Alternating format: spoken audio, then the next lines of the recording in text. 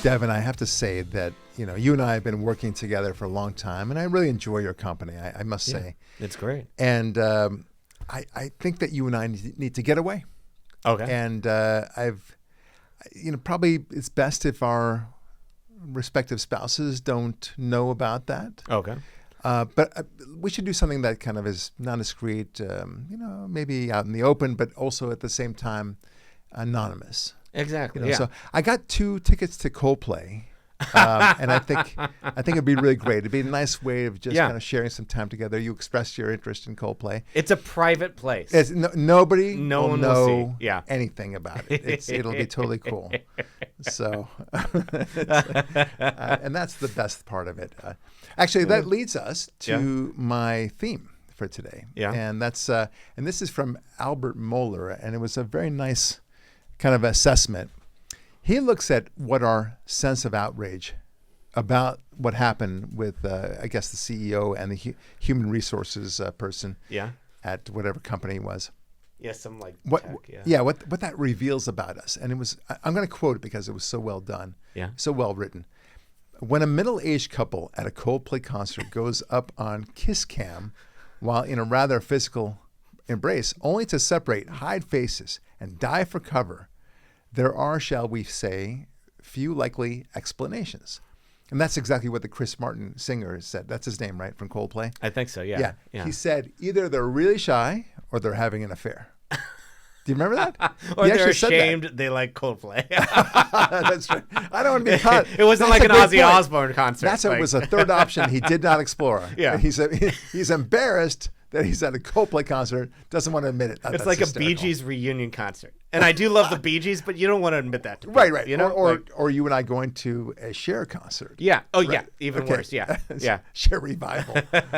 All right. So continuing on. Isn't it interesting that even in our age of self-declared sexual and moral liberation, we still find it interesting that a couple appears to be caught on camera in an illicit embrace, only to try to undo that embrace in a way sure to invite interest and moral judgment.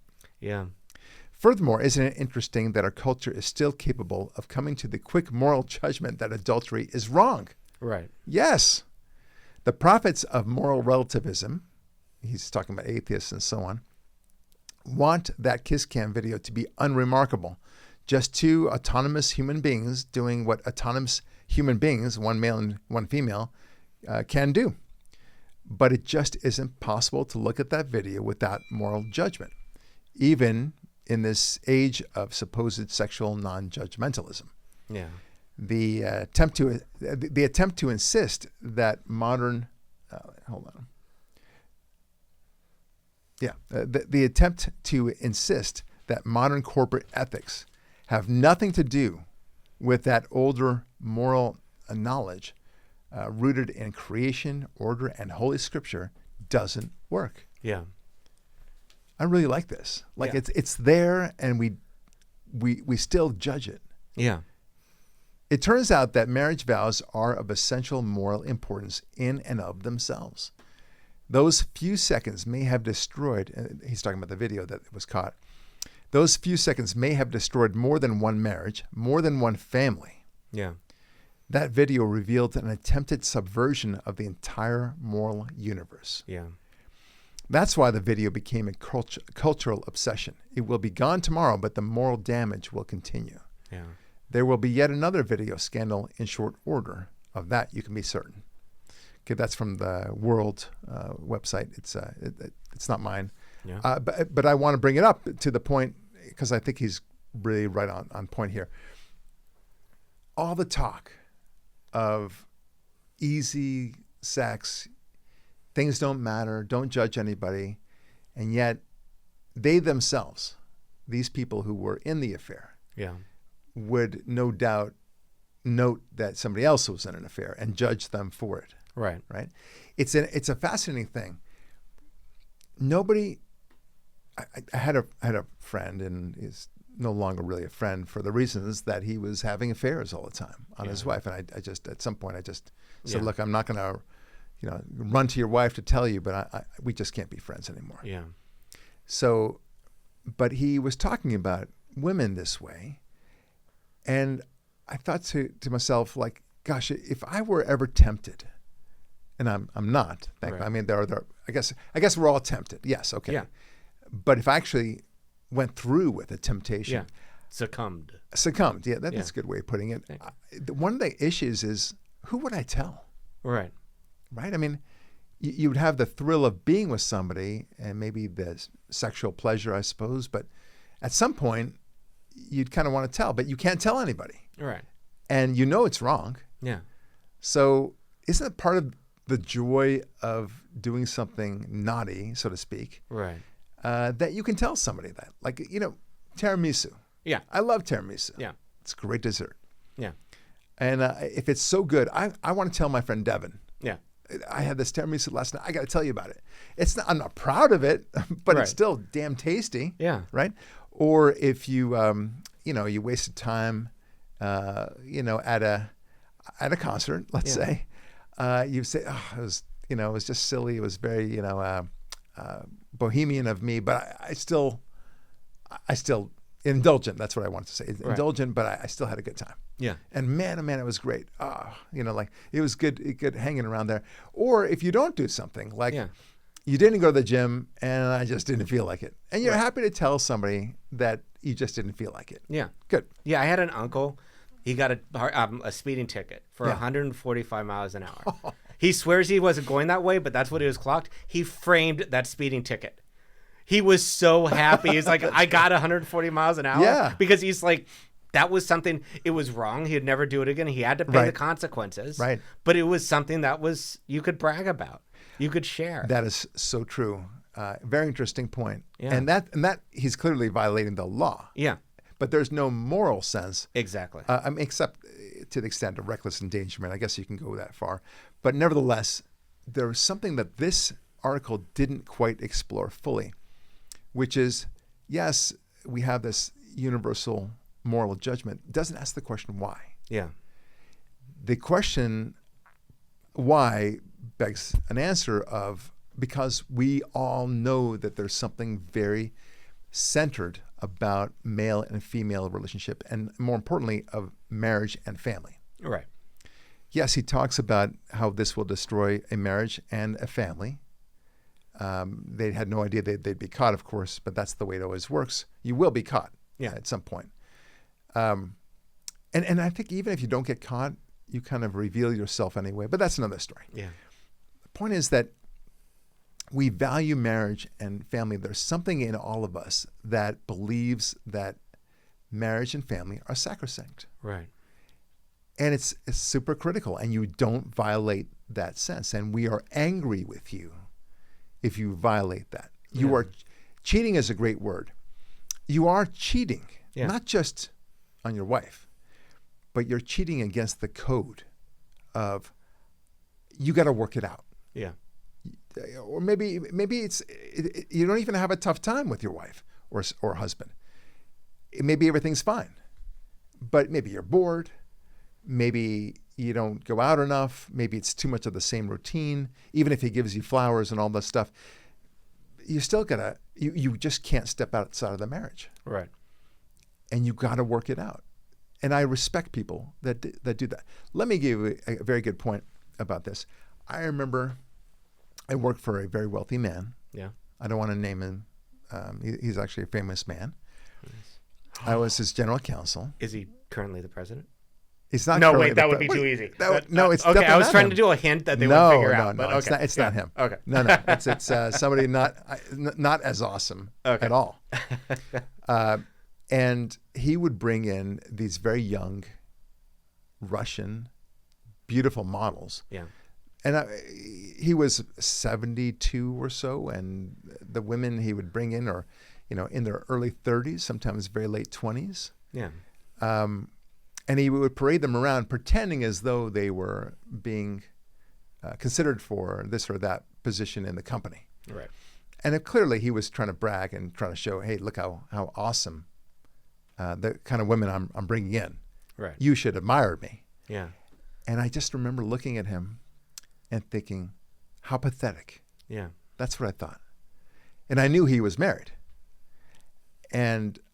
I couldn't say anything. yeah, I mean, I figured that his wife kind of knew, kind of didn't know, but whatever. She probably did know. But I thought it was pathetic. Yeah.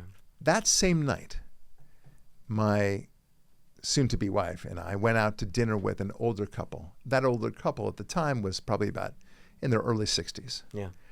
And they had been together for 40 years. Wow. And I remember they were laughing with each other. They were saying sweet nothings to each other, holding hands, not PDAs or anything like that, but Right. it was clear that they were very comfortable with each other. Were they, he was not super handsome. He was no Devin Goodman. I mean, but who can be? Yeah. And she was, a nice, pleasant-looking lady, but they loved each other so deeply. Yeah. And I said, I want that. Right. I so respected that, not the nonsense of a younger, very pretty woman. I couldn't care less about that. Yeah. And the fact that this guy didn't realize that he was being played by the younger woman. Of course, she was going after his money. Oh, yeah. But that's another story. Yeah.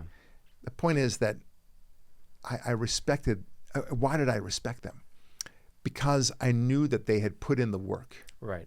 For 40 years, you're putting in some kind of work. Yeah. You're figuring things out. And you're saying to yourself, I got to make my wife happy. And she's got to say, I got to make my husband happy. Right. What can I do for him today?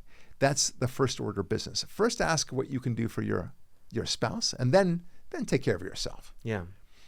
And if you have that attitude, great things can happen. But anyway, I'm fascinated by this theme because it is a reflection of our universal contempt for people who cheat. Yeah. You are cheating. You're not playing by the rules. Yeah. Everyone can cheat. And what if everyone did cheat? Yeah. You think you're special. You get to cheat, and nobody else can. That's why I said that these people probably judge other people who do cheat. Yeah. So, but you get to cheat. Right. It's like the guy who gets to cut in line all the time because he thinks he's more important and nobody's noticing. But he would be outraged if somebody else cut in line in front of him, and so on. Yeah. But I think in a way, and tell me if I'm wrong, because I actually am not married and never had that 10, 20-year relationship, but it does seem like you're cheating yourself. Like Yes. that first date, second date, third date, oh, that's fun. But it's really not as deep as I would think or even for friendships, knowing somebody for 5 years or 10 years or 15 years. That depth, that like growth you have to make with that person, because you're going to have fights. You're going to have horrible times when you're going to want to kill them. But through that, I think you would be stronger and they would be stronger. And if you cheapen that, if you cheat yourself out of those moments, Right. I think, who are you going to, when you have a great day, who do you call? Or when you have a horrible day, who do you call? Totally agree. Only your wife, your spouse, can know some things about you, can appreciate what you are doing. She feels your pain, she feels your joy, and vice versa. Right. It's funny, I was talking to my wife about, everyone has kids. A lot of people have kids. We have kids. And kids do cute things. Yeah. And they say some things that are like so sweet. And I realized something. Only the other spouse appreciates to the same level the cuteness of little Bobby saying, for example, my little boy, my older boy, when he was super young, he said, "Daddy, I know that only kids sleep." He says, right? And he was definitely, he was like, I have found this out. He's figured it out. And I said, well, that's interesting. What makes you say that? Because you're always awake when you put me to bed, and you're always awake when I wake up. Wow. And I said, that makes a lot of sense. Yeah. And I didn't correct him. Right. But it was so cute. And I ran to tell my wife. Yeah. And she thought that was very amusing. And she loved it the same way. But listeners probably smiling, but it's not your kid. Yeah. So the next on the list is the grandparents. Yeah. They might have a similar, but 80%. Right. Roughly 80% of the same, affection for that kind of little story. Yeah. But only your spouse appreciates it exactly the same way. Only she can tell. Right. And then everyone else is, your siblings, they might, maybe or maybe not, they think it's cute. Yeah. So anyway, this incredible connection that we insist on. And I think we have an understanding that without committed marriage and committed family resulting from that marriage, civilization would collapse. Right. And that's why we judge you. Yeah. How about that for a theory? I think that's great. And I would add and question it, sacrifice. Without sacrifice for the betterment of society, right? Sacrifice for your relationship, for your family, it really doesn't turn out right. well. Yeah, I'm going to make a funny analogy here, but a good one, I think. When somebody joins the army, and he goes into battle, and everyone else is going into battle, and the one guy says, "You know what? I don't want to die. I don't want to take the risk of dying, at least. So I'm out of here." And he goes AWOL. Yeah. Right? We really resent that guy. Yeah. For more than a few reasons. Why are you so special that you get to run away? And not only that, but we need the numbers. So by leaving, you make it more dangerous for the rest of the guys on the battlefield. Interesting, right? So I think it's something similar. Yeah. You need to be a beacon of responsibility. Yeah. So that we can continue this civilization. We resent you for playing this game. And yet, the beginning of this article is a very good point. Like, why not? Why not cheat? Why be married at all? Yeah. If you don't believe in God, for one thing, if you don't believe in having kids, for another, why would you have kids? Right. We talked about this many times. Why get married?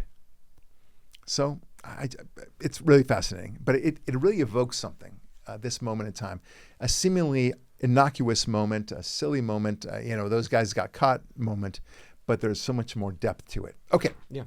I think we got enough about that. So as you know, your girlfriend, Tulsi Gabbard, on whom I have a tremendous crush. How could you not? She's amazing. Yeah.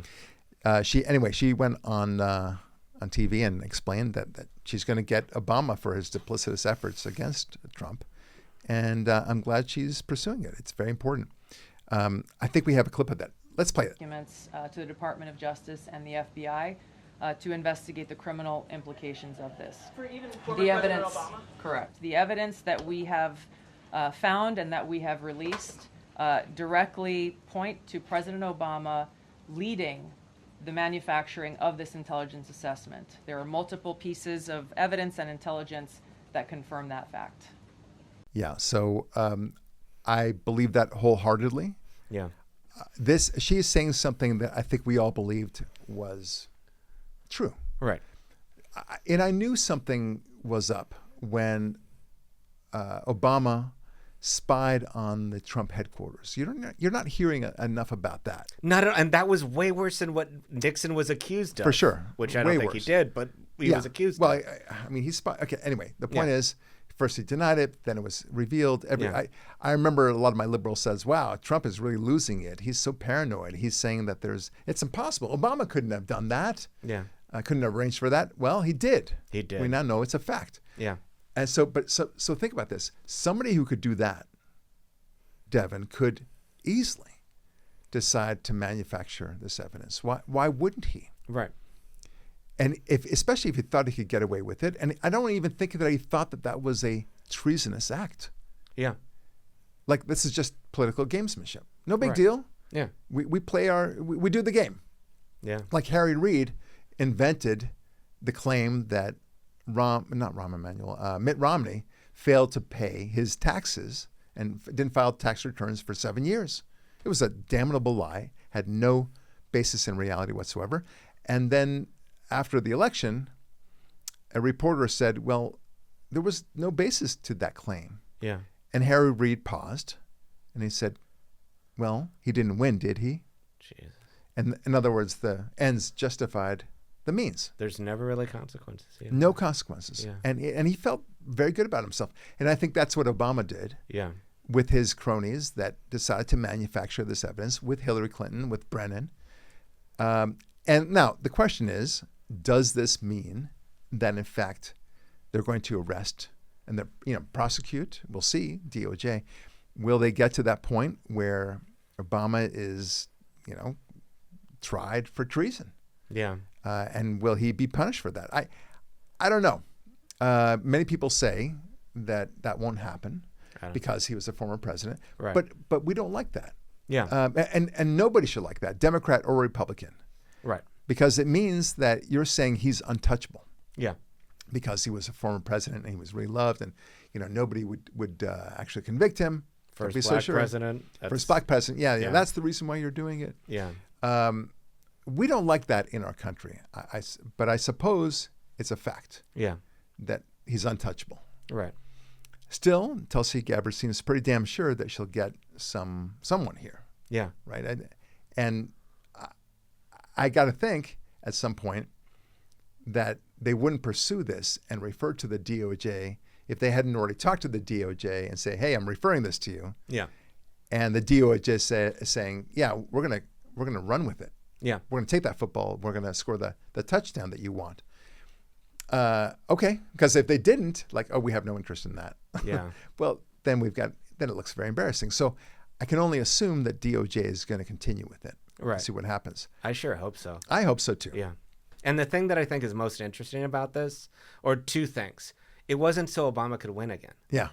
He's already done his second term, and then he does that. Right. So it's even, what are you up to? Is this just to take over the country?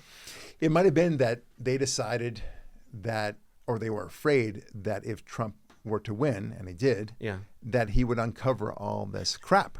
So they do even So more. they do it anyway. Yeah. They did even. Yeah. So it's the cover up that was more significant than anything else. Yeah. So anyway, I don't know who said it was very clever. Now they're ducking from the boomerang that they themselves launched. Yeah. That's what it is. Yeah. This comeuppance is beautiful. Oh, it's great. Anyway, so but who knows? We got to be realistic about this. Yeah. And I don't know whether or not they're going to actually imprison Obama, but they definitely will. Apparently, they are going after one particular guy, a guy named Devin Goodman. Wait, what? Yeah. So in other news, we have an interesting story about the Iranian foreign minister. Yeah. Now that was fascinating because he talked with Bret Baier recently. Yeah. And that interview was so interesting, not because it reflected Iran's position, Yeah. but more to reflect how they deceive themselves. Right. So Bret Baier pushed him on the 60, not the 60, what am I saying? He pushed him on Fox News, basically saying, look, if you don't have any interest in creating a nuclear bomb, as you claim, then why do the 60%? Why bury it, 200 meters underground? Yeah. Yeah. And here is his response. And the guy speaks English pretty well, so it's not translated. Here you go.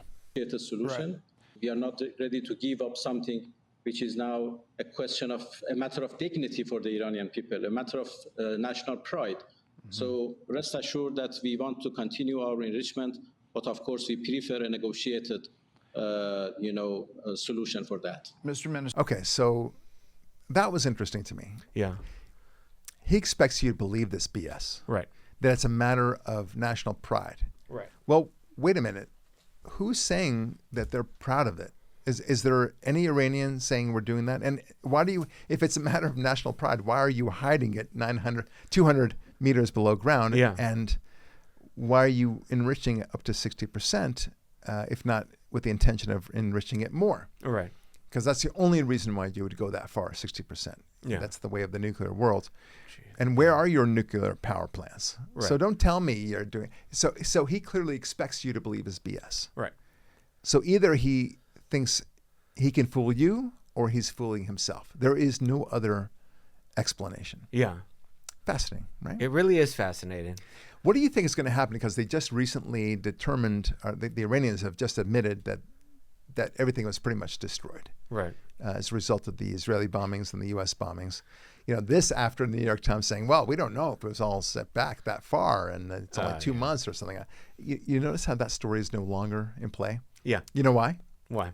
Because it was destroyed. That's why. Because they're liars. It's that simple. Yeah. It was destroyed. Yeah. You're out. Yeah. The newspaper of lies. The New York Times. It's just awful. Yeah. But now they're coming out. Okay, so I guess that brings up to the next point, and there's so many points today. I mean, the news is unrelenting. It's unrelenting crazy. with Trump. Yeah. I don't know whether we can cover everything, but there's a story of what was it? With the Wall Street Journal. Yeah. Okay. So the Wall Street Journal creates this story saying that Trump had sent a letter to Epstein back in 2003 with the cartoons and everything, somehow wishing him a happy birthday, I think it was. Yeah. An unsigned letter. Yeah. Right. Yeah. Unsigned letter. So, okay. I wonder why media doesn't get this. He's successfully sued so many outlets, including CBS recently. I think he got $16 million or something for that. Right. And he sued other entities too, including Columbia University, saying because you failed to stop anti-Semitism, we're going to cut off funding. And now Columbia has agreed to pay not 2, not 20, but $200 million to the government for failing to act properly and handle the anti-Semitism issue. That's amazing. Fantastic, right? So this he's winning. He always wins. Yeah. Because he's able to call out the BS. And this is going to sue the Wall Street Journal now for publishing something that they know is probably not accurate by the slightest. It's unsigned, like you said. It's not his. They didn't do any effort to actually call him and say, is this yours? And they ran with it. Yeah. Now, defamation is a funny animal. Yeah. Especially when you're talking about a public figure. And you can argue that our man Trump is probably the most public figure you could get. Yeah. But public figures still have rights. Yeah. And you have to show that they failed to exercise any caution whatsoever, that they acted with actual malice. Yeah. And I think they did. I do too. Because they want to somehow paint him along with Epstein. Right. And nobody wants to be with Epstein in any association. Because, when you think of Epstein, the first thing you think is... Bad things. An island and... bad boy. Bad Leroy Brown. Yeah. Pedophilia, of course. You think of the island and everything else. And so nobody wants to be associated with him. And certainly taking things out of context. Nor, by the way, does the so-called birthday card say anything like, wow, we had a really good time raping that little girl together. Nothing like that. And I sorry to be so callous, but there's nothing like that. No hint of inappropriate conduct. There's only a happy birthday card, but even that was false, right? Because they want to make the association. Yeah, Trump. They desperately want that. Yeah. Now the New York Times just came out with a report, supposedly that Pam Bondi had told Trump that he was on that list. Yeah, the list that doesn't exist. I don't think she's going to last that long. I really don't. Well, I don't know that Pam Bondi said that. Oh, thinking that I think the New York, because it's according to anonymous sources. It's always unnamed, anonymous. You can't check it, corroborate. Look, from now on, whenever the New York Times reports anything, I will assume it's false. Yeah. Maybe if they report the weather, and even then I question. Yeah. But a hot story like that, I will assume it's false, especially with the anonymous sources indication. Yeah. So prove to me, you have to go way beyond that to show me that Pam Bondi actually said to Trump, hey, I just want you to know that you're on the list and please be careful. I had a professor who would say, you said it like 4 or 5 times, let's pretend it's true, even though it was reported by the New York Times. That's clever. Yeah. That's clever. Awesome. Yeah. All right. So many more other things to talk about. So let's, I want you to know that Deborah Wasserman Schultz. Oh, such a beauty queen. Well, listen, we can't just judge her on her beauty or lack thereof. Yeah. She's a human being. That's very fair. And she wants everyone to be treated like human beings too. Yeah. And so she went to this so-called Alcatraz. Yeah. And she didn't like the conditions. Oh. No, she didn't. No. And no heels? No. And here's something that she really found very offensive. Yeah. Play the clip. The portion they had the portions that were available for detainees, and they had the portions that were available for employees being prepared at the same time. The portions available for employees, large pieces of roast chicken, large sausages, and the detainees' lunches were a small, gray turkey and cheese sandwich, an apple, and chips. The horror. We're giving prisoners chips? The horror. Sounds pretty good to me. It doesn't sound bad, actually. Why is that so bad? And a small juice box. And it wasn't, it was the Kirkland kind. Yeah. Not the Capri Sun. It was generic. Just generic, guys, tells you. God. All right, so this reminds me of a very important. Here is actually a clip Yeah. from one of the prisoners themselves complaining about the food. Oh, nice. Look at this. Hey! You call this slop? Real slop has got chunks of things in it. This is more like gruel. And this Chateau LeBlanc 68 is supposed to be served slightly chilled. This ain't room temperature. What do you think we are? Animals? What are we? Homo sapiens? You're right. We're men. We are men. We are men. We are men. Yes, so you heard it exactly from the inmates themselves. I mean, Yep. That's how outrageous it is. The Chateau LeBlanc. 68, yeah. Savages. It I is tell you. horrible, this Oh, human. can't believe He that. is not human, this human. All right, so all kidding aside, it really is very bizarre how silly that people are getting that. They actually think that this would resonate with people. Yeah. These are the same people that said that the guy, that the Maryland father, right, that thing, and he was sent to, where was it, Costa Rica, or whatever that place was. Yeah. El Salvador. And then he Salvador. came back, and now he's going to be tried for all sorts of terrorism and terrible things as well. I don't know. Human trafficking and stuff, yeah. I don't know that he, it's one of those things, be careful what you want situations. Anyway, there's always more stuff, of course. Hunter Biden. Okay, there's so many things happen this week. Yeah. So we just have to jam it all in. So for some reason, Hunter Biden thought it might be a good idea to speak. He was invited to some podcast. The guy I don't know whatsoever. Certainly not as popular as the Barak Lurie podcast. Not at all, no. And he was speaking about everything and anything. He spoke about crack cocaine, and in fact, let's play exactly what he had to say about that. Wait, he knows about crack? He knows about crack, but he also talked about. Let's just play the clip. And it was that one debate that caused the full backslide. Yeah, man. And I'll tell you what, I know exactly what happened in that debate. He flew around the world, basically, and the mileage that he could have flown around the world 3 times. Yeah. He's 81 years old. He's tired as They give him Ambien to be able to sleep. He gets up on the stage, and he looks like he's a deer in the headlights. Yes. Well, okay. Yeah. There are so many problems with this, but he's giving excuses for it. Now, why would they give him Ambien to a man who sleeps routinely, right? So Ambien is only to make you groggy, right? And then they say, oh yeah, by all means, let's go forward with the debate. But by the way, he was practicing at Camp David for a week before that debate. Remember? So he wasn't traveling around the world. It's all BS. Yeah. But listen to his voice. It's so annoying for one thing. But then now listen to the content. Now we're talking about crack cocaine. Well, the only difference between crack cocaine and cocaine is sodium bicarbonate and water and heat. Literally, That's it? That's it. And those things are pretty much free if you go to like a science store. This is free.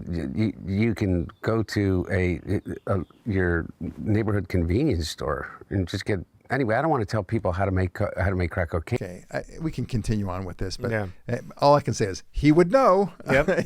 He's an expert. Look how well he says the components of crack cocaine versus cocaine. He knows his stuff. Yeah. And you got to give him. He's an expert. If you need an expert on the difference between cocaine and crack cocaine, I've got your man for you. Yeah. Okay. He could charge a lot for that. Oh yeah.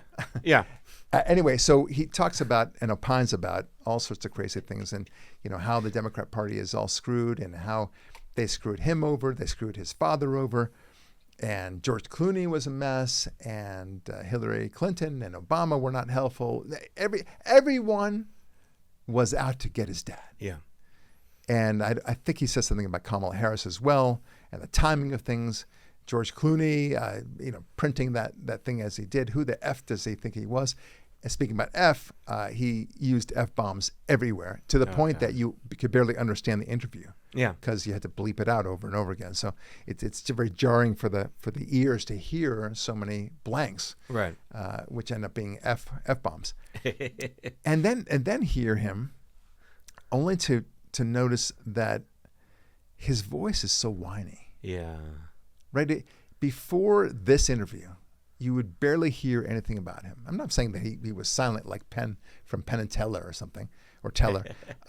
He was just somebody that was very out there, just didn't speak. You heard about his problems, and now you're actually hearing him speak. Yeah. Doesn't he seem very, very just whiny? The nasally sound that comes out of him, it's weird. Yeah, or I always, when you hear the stories, it's like he's on crack, he's on booze, he's going to strip clubs. Like, I'm not saying he sounded like a good person, but he seemed like he was fun. But now it just makes it, again, with your thing about affairs, he just seems sad and pathetic. Yeah. Like your father was one of the most important people in the world for 4 years, and this is how you sound. Right. You're whining about being a victim? Well, and then later on in the interview, he talks about the possibility of him running for president. You're like, okay, I guess. He's got to be on drugs. Yes, that's right. What kind of drugs? Well, he can tell you. Yeah, he can tell you the difference. He thinks that people really like F-bombs. Clearly, he thought that was all the rage. And he must think that people really like you more if you do that. You see, that's a secret. It's like Dorothy and the Wizard of Oz. All you have to do is, click your heels and say it 3 times. All you have to do is just say F over and over again, and people will like you. Yeah. It's a simple recipe. Simple. And yet people do not avail themselves of this very simple trick. Yeah. Okay, there you go. Yeah. Guaranteed win. Yeah. And now people will respect you. But you'll see that, I mean, we're joking, but you see the Democrat Party doing this all the time. Yeah. It's like Stephen Colbert, for example. He was canceled recently. And this is actually interesting. Yeah. So he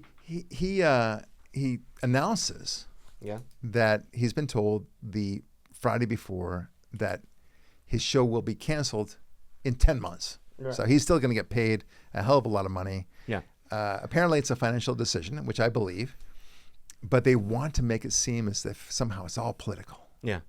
And it's a fascist nation taking over. Trump is suppressing him and wants him out. Yeah.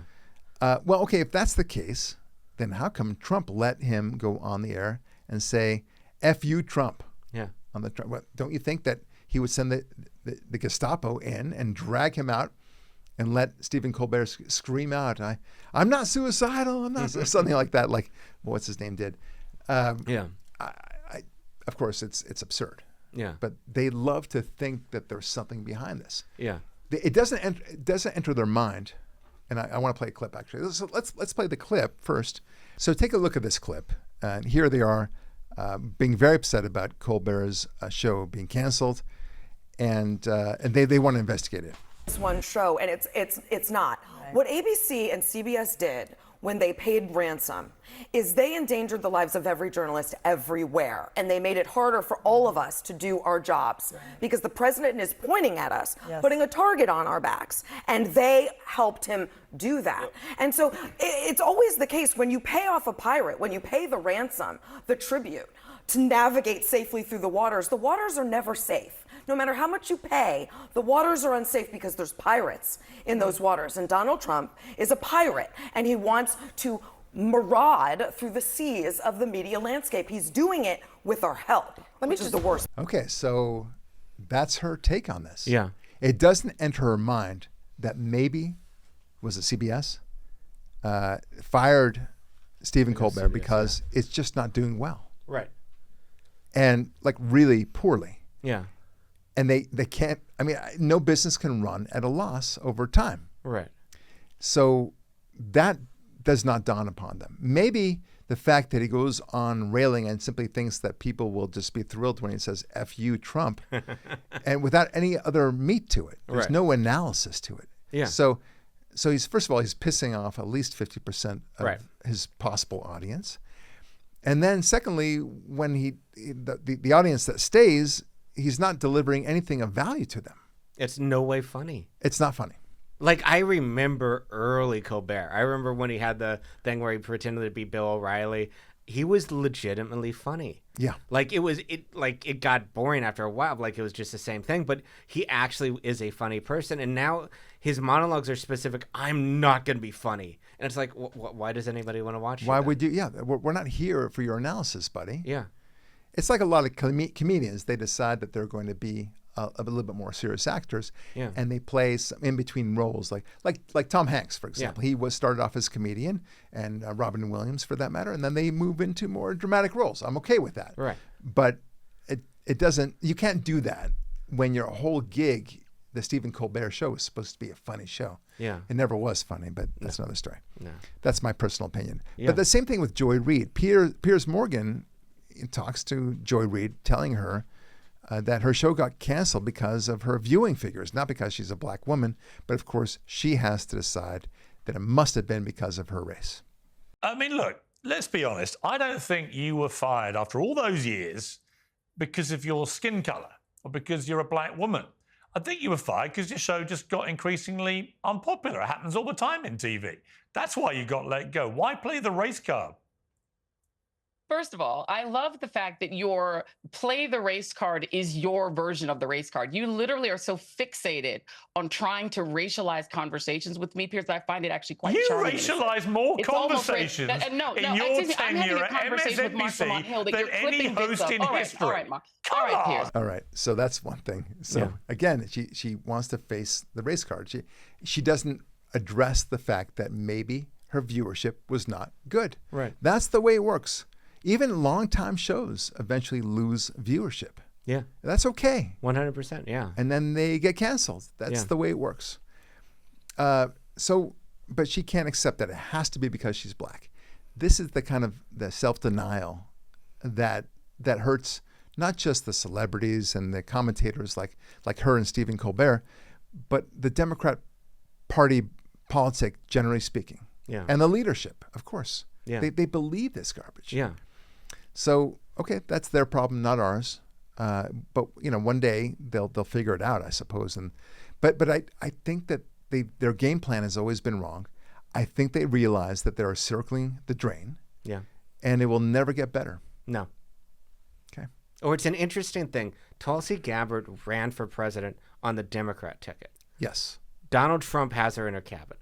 RFK Jr. is the same way. He is definitely reaching out to the other side. He is definitely trying to get as many moderates, as many people as he can. The Democrats have nothing. All they have is their hatred of Donald Trump, but they're not listening to anybody. Oh, they're not reaching across the aisle. Well said. They are not. No. That is exactly right. Yeah. From circling the news. Yeah. Remember the $100 million donated to help fire victims? Do you know about this? Yeah, yeah. The Palisades fire in L.A. Yeah, the Palisades and the Altadena fire. Yeah. Oh, Altadena. Yeah. How much of that do you suppose that victims, the actual victims of the Palisades and Altadena fires got?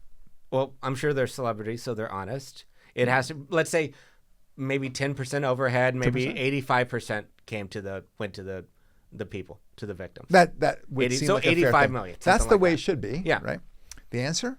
Zero. Wait. Absolutely zero. It was a con. He's just stole it. The devastating aftermath of the Palisades and Eaton fires made national and worldwide news, with more than 2,000 homes and businesses destroyed and 30 killed. 2 fire aid concerts with live streams were held at the Intuit Dome and the Kia Forum on January 30th in Los Angeles. An A-list of performers donated their time to raise money for fire victims. Very famous players. I forget exactly which ones. More than $100 million came through in donations. Wow. Yeah. People are generous. Yeah. The money went only to nonprofit organizations. But then the nonprofits kicked it down to, because they're not to be a profit. Right. They're not supposed to make money off it, like, right? Like that beautiful organization, the Clinton Foundation. Yeah. For example, they help people all the time. Yeah. Yeah. Wonderful weddings for Anyway, the daughter. no individual could receive money, even though it was intended for fire victims. Oh my God. It's amazing. So that is what we call in Yiddish a shanda. That is very much a shame. More than a shame, it's a deep shame. and an investigation needs to be made. What can I say? Yeah. I mean, it's horrific. There really needs to be a lot of like long, like 30, 40-year sentences. Yeah, you're totally right about that. Yeah. The Supreme Court has allowed mass firings at the Education Department. Yay. Money can now go to the states for that. The lack of performance from the Education Department is just absolutely shocking. They have no what's the word I'm looking? Data points to show improvement. Yeah. But it's also a great example of how federalizing different aspects of society is generally a very bad thing. Yeah. We've proved it. Right. Hopefully we'll look back on Department of Education as a great cautionary tale. Yeah. That's what happens. You don't want bad things to happen. Do not federalize it. Yeah. Bottom line. Okay. If you want water control, don't federalize it. Right. If you want air control, don't federalize it. It doesn't work. Yeah. And for that matter, you don't want to federalize abortion law and so many other laws. There's a reason why America works so well. Right. It's that we let the states, we defer to the states as often as we can. Yeah. Very few many exceptions rather. But this is on the heels of many other Supreme Court victories for the Trump administration.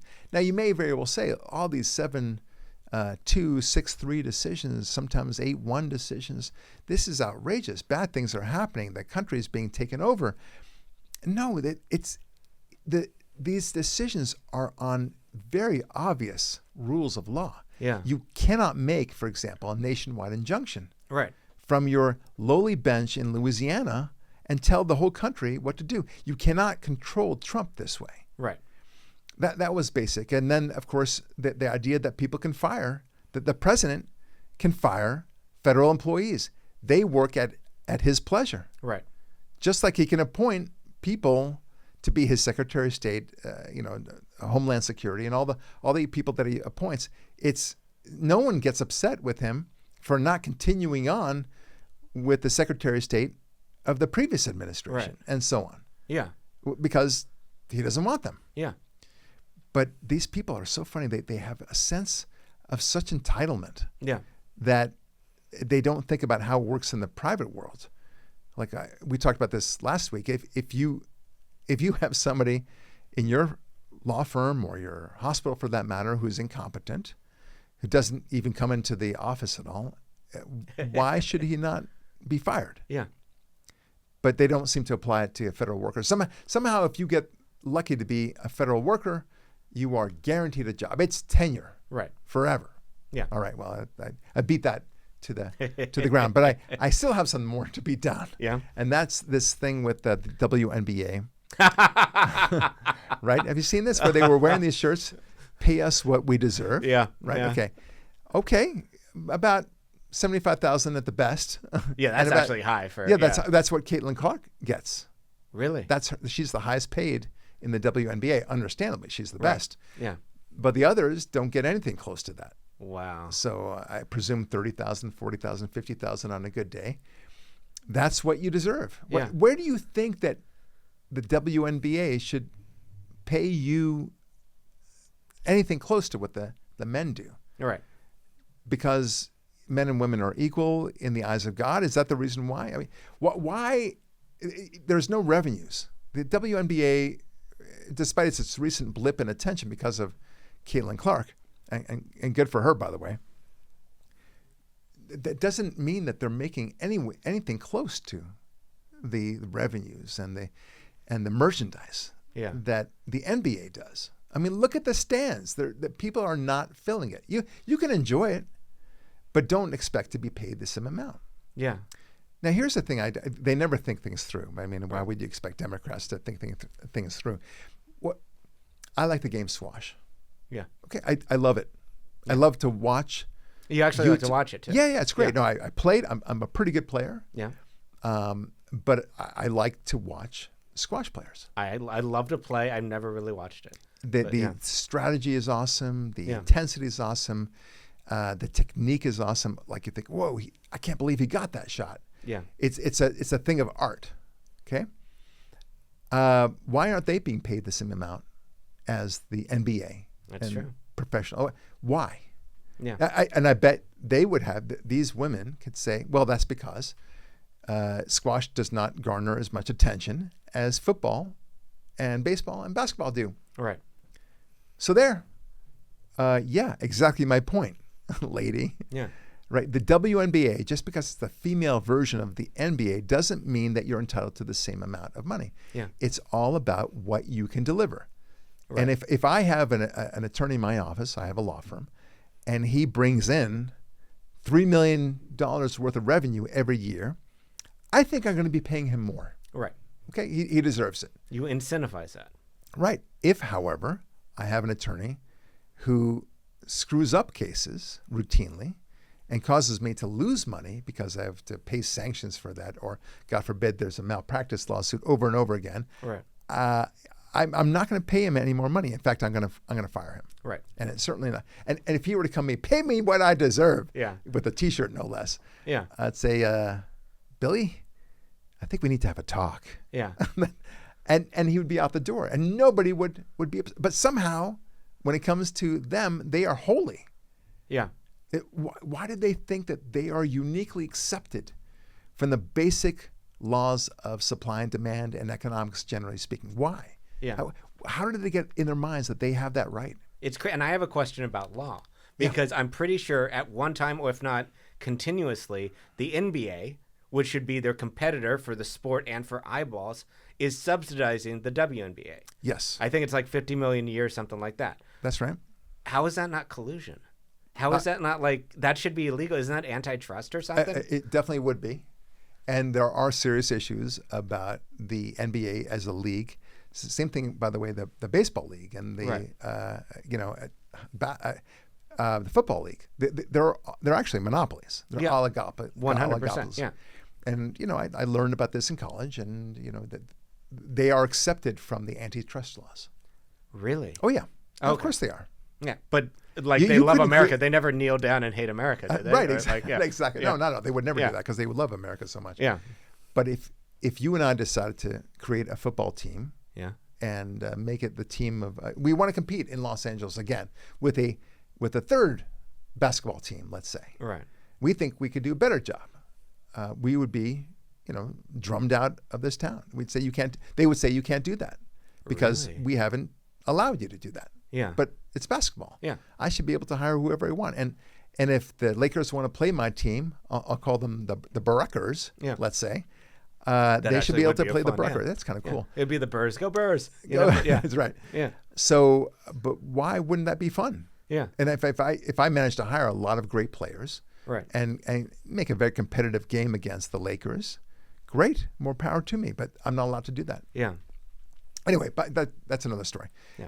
Point is that these people are very entitled, and I'm a little bit disappointed with Caitlin Clark because I know she's very conservative.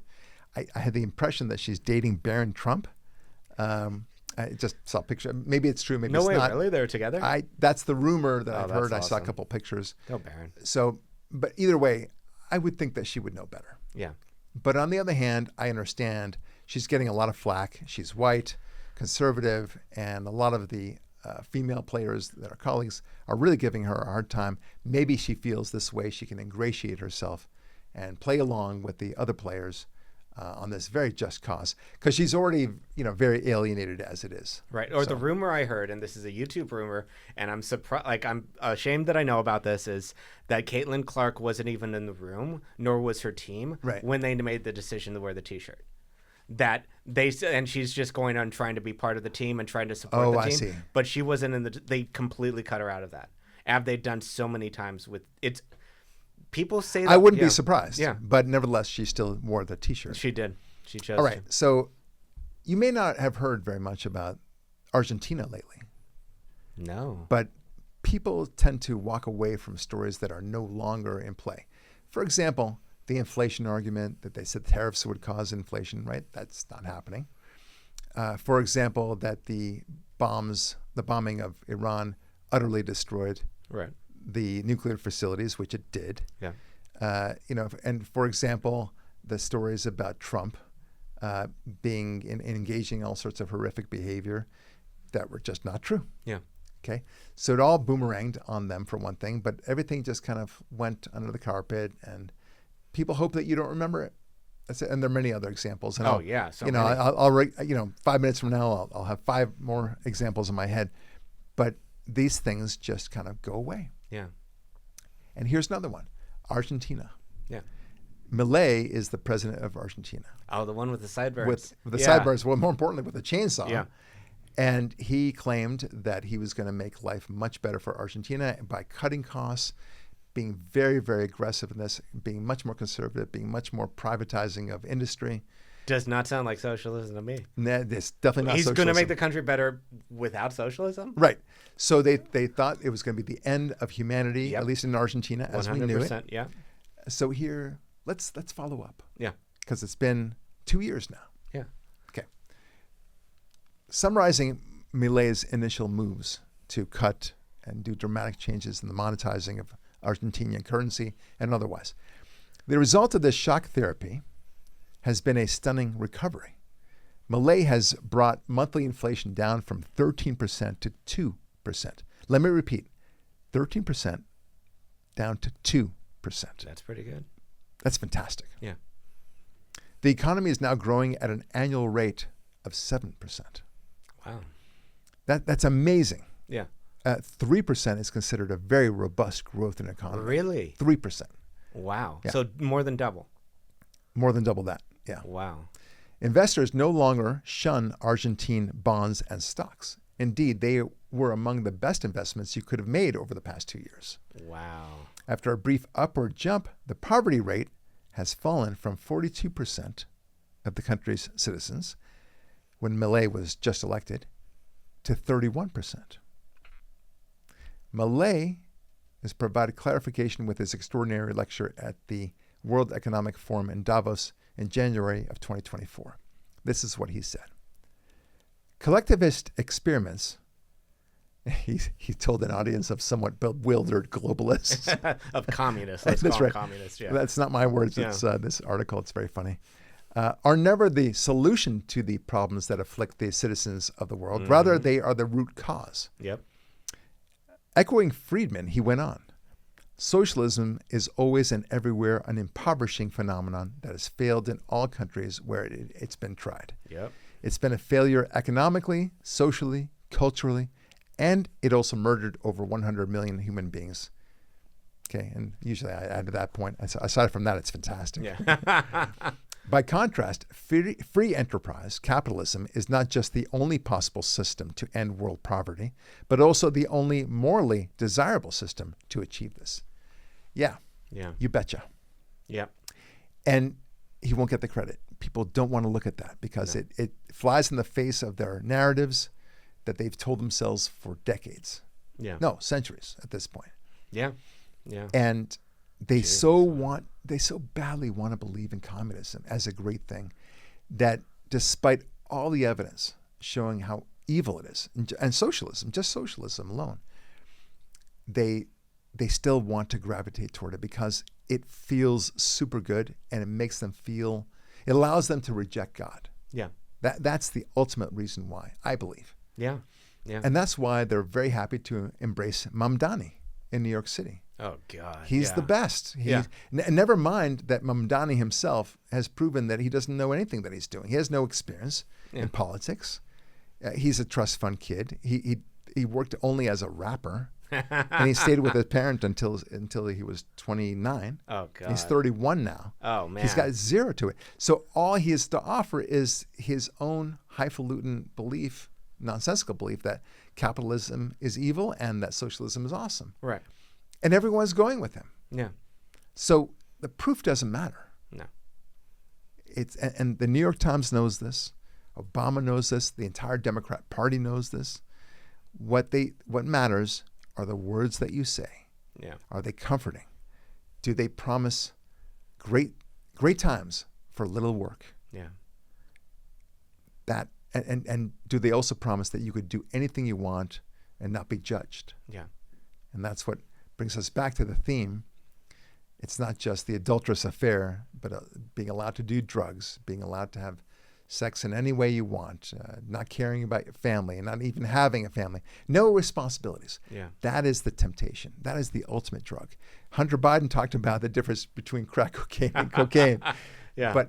And he's an expert in that. But I can tell you as an expert that all these things, the quest for socialism and communism, that is a drug. Yeah.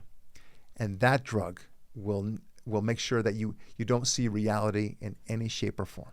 Yeah. That's what's going on. That explains everything that we're seeing with Mamdani and the quest for socialism, generally speaking, as AOC, democratic socialism is what she calls it, and the rejection of seeing the wisdom of what Milei is doing in Argentina. There you go. Yeah. There you go. It was a socialist country. It was a disaster. And now it's not. And it's fantastic. Yeah. 7% freaking growth. Wow. That's what they won't want to look at. Yeah. Because that's a hard truth. Yeah. No alcoholic, no druggie wants to deal with hard truths. That's the one thing you can take to the bank. They want to flee as far as possible with their That's drugs. right. Yeah. That's exactly right. Yeah. And with that, I think we've got a great little podcast to end. Yep. And so I will. Anyway, thanks so much for listening to this. By the way, if you hear this show, if you like this show, please talk about it to a lot of your friends. We really are always trying to grow the show. We're doing very well, especially on YouTube for some reason. Yeah. But please take a listen, share it with your friends, saying, "Hey, this Barak Lurie guy, he's all right. Yeah. He's got different way of looking at things. I think it's very analytical. Yeah. People, I don't want to ever just report the news. I want to be able to analyze it to say, what does this mean? The bigger picture. And I think it's very fair to say that we see things differently and hopefully expand people's minds on this without patting myself on the back too much. Right. All right, folks. Barak Lurie signing off saying, God bless, be strong, and we'll talk with you next week.